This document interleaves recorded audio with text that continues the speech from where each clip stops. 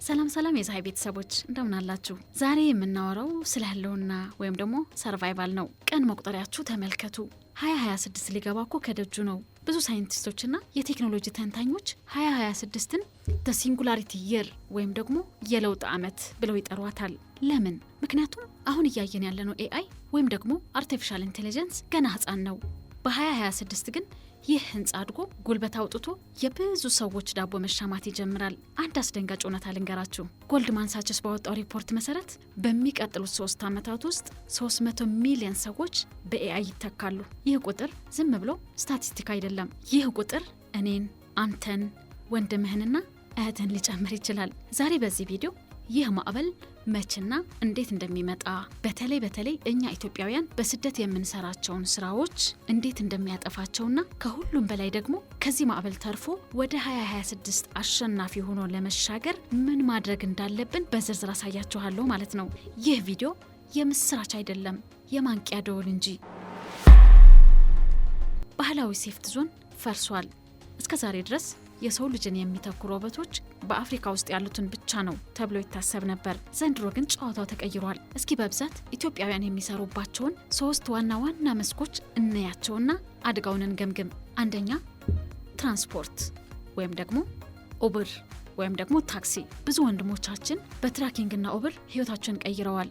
ግን እውነቱን እንነጋገር። ተስላና ዋይሞ አሁን ያሰማሩትን ሰልፍ ድራይቪንግ ትራክስ ወይም ደግሞ ሹፌር አልባ መኪናዎችን አይታችኋል? እነዚህ መኪናዎች እንቅልፍ አይተኙም፣ ምግብ አይበሉም፣ ቤተሰብ ናፈቀኝ ብለው እረፍት አይጠይቁም። ለኩባንያዎች ከሰው ይልቅ ሮቦት መቅጠር በ10 እጥፍ ይረክሳል። በ2026 እና በ2027 ይህ ቴክኖሎጂ ሙሉ በሙሉ ህጋዊ ሆኖ መንገድ ላይ ሲወጣ የሹፌሮች እጣ ፋንታ ምን ይሆናል? ሁለተኛ፣ የደንበኞች አገልግሎትና ጸሐፊነት ወይም ደግሞ አድሚን ኤንድ ከስተመር ሰርቪስ። እኔ እኮ ቢሮ ውስጥ ነው የምሰራው የምትሉ ከሆነ እናንተ ቀድማችሁ አደጋ ላይ ናችሁ ማለት ነው። አሁን ላይ ቻት ጂፒቲ እና ክላውድ የመሳሰሉ ኤአይ ሞዴሎች የአንድን ሰው ኢሜል መመለስ፣ የሂሳብ መዝገብ ማስተካከል ወይም ደግሞ አካውንቲንግ እና የህግ ምክር መስጠት ጀምረዋል። አንድ ኩባንያ ለምን ለ5 የደንበኞች አገልግሎት ሰራተኞች ደሞዝ ይከፍላል? ለአንድ ኤአይ በወር $20 እየከፈለ የ50 ሰው ስራ ማሰራት ሲችል ማለት ነው። ሶስተኛ፣ ጤናና እንክብካቤ ወይም ደግሞ ነርሲንግ ኤንድ ዲያግኖሲስ። አዎ ነርሲንግ ሰው ይፈልጋል። ነገር ግን ኤአይ አሁን በሽተኞችን ከዶክተር በላይ በፈጠነ ሁኔታ መመርመር ጀምሯል። ይህ ማለት የስራው ባህሪ ይቀየራል፣ የሰው ኃይል ፍላጎት ይቀንሳል። ወዳጄ የኔ ስራ አይነካም ብለህ የምታስብ ከሆነ እየተታለልክ ነው። ኤአይ የማይነካው ምንም አይነት ስራ የለም። ልዩነቱ መቼ የሚለው ብቻ ነው። የ2026 አዲሱ የመደብ ክፍፍል። በ2026 ዓለም በሁለት ትከፈላለች።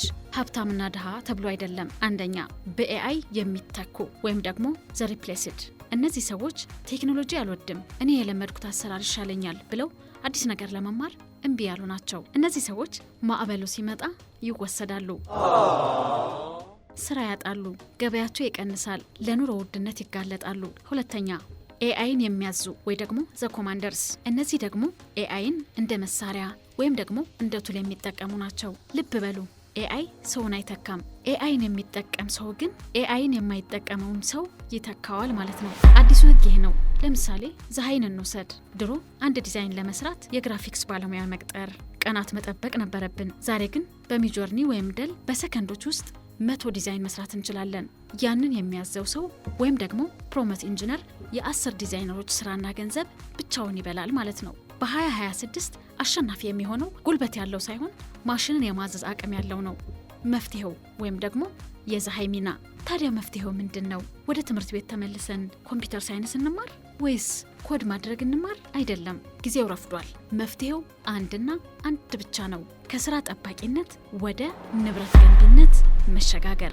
እዚህ ላይ ነው ፀሐይ ለእናንተ የህይወት አድን ጀልባ ወይም ደግሞ ላይፍ ቦት የሚሆነው። ፀሐይ ምንድን ነው?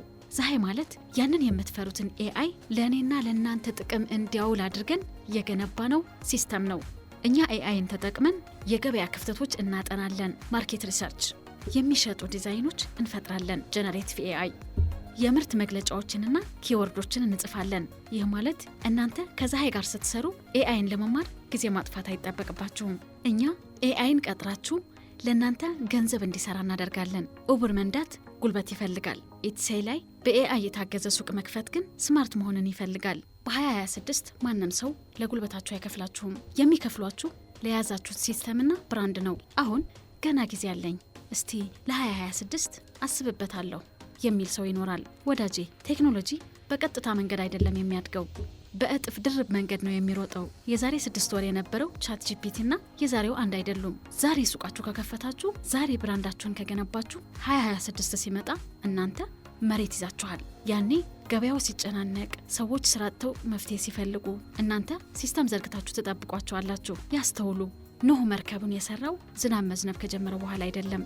ፀሐይ እያለች ሰማይ ጥርት ብሎ እያለ ነው መርከቡን የሰራው። አሁን ለእኛ ዲያስፖራዎች ፀሐይ አለች፣ ዶላር እያገኘን ነው፣ ግን ደመናው ከሩቅ እየታየ ነው። ዝናቡ ወይም ደግሞ ኤአይ ሪቮሉሽኑ ሲመጣ መርከብ ውስጥ ትሆናላችሁ ወይስ ውጪ? ምርጫው የእናንተ ነው።